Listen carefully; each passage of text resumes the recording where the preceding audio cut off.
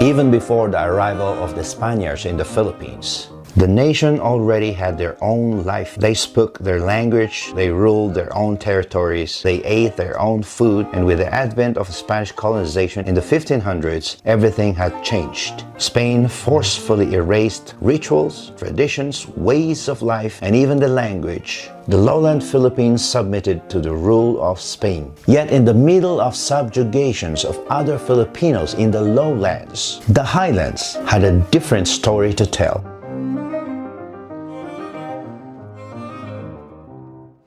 Spain always wanted to infiltrate the mountains of Luzon that they called Región de la Cordillera due to its interconnected mountain ranges. Yet, they always failed. 6 expeditions to the Cordilleras were sent, but each group had a fair share of failures and losses. The people of the mountains, that the lowland people called Igorot, from the old Tagalog word golot that means mountains, and the classic Austronesian prefix I, which means people of or dwellers in, which can be translated into people of the mountains, used their great mountain advantage to defeat the Spanish armies, not only composed of Spanish soldiers but also Filipino soldiers from the areas they subjugated in the lowlands. Nevertheless, the Igorots were known as warriors and headhunters. They took the heads of those who they defeated in battle. The early Igorots never identified themselves by tribes, but the way they grouped themselves was by the villages they belonged to. So even before the Spaniards' coming, tribal wars were rampant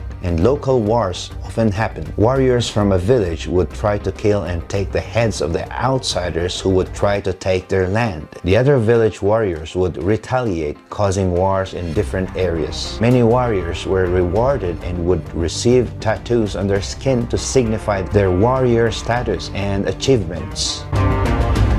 To save face from being defeated by the mountain people, Spain's leadership in the Philippines branded the Igorots as lawbreakers, uncivilized, and unchristian. The result was the Igorots were blamed and the stigma attached with their identity spread throughout the country and even in Europe. Many Filipinos did not like how the Igorots acted without any cooperation to Spain. Meanwhile, the Igorots were enjoying their independence, drinking their rice wine, dancing their own dances, and living the way of life without the rule of the outsiders. With the passing of rule from Spain to the United States in 1898, a new era had begun and the Cordilleras slowly opened up its doors. The USA saw how the tactics of Spain did not work, so they changed the approach. Instead of trying to subjugate Cordilleras by force, they did it in a more friendly approach. They introduced education, religion, and music. One of the earliest groups of American forces who were sent to scout the mountains of the Cordilleras were Rangers from Texas, known for their heavy cowboy culture. And the rest is history. Igorot leaders embraced what the Americans had to offer. They allowed their young to be taught by American teachers. And because the lifestyle in the southern Cordilleras was cow tending and agriculture, it matched with the cowboy-style lifestyle introduced by the Americans. When you look at the Igorots today, still majority of them do listen to Western country music, and the way they dress themselves is heavily influenced by jeans and boots, American-style cowboy fashion.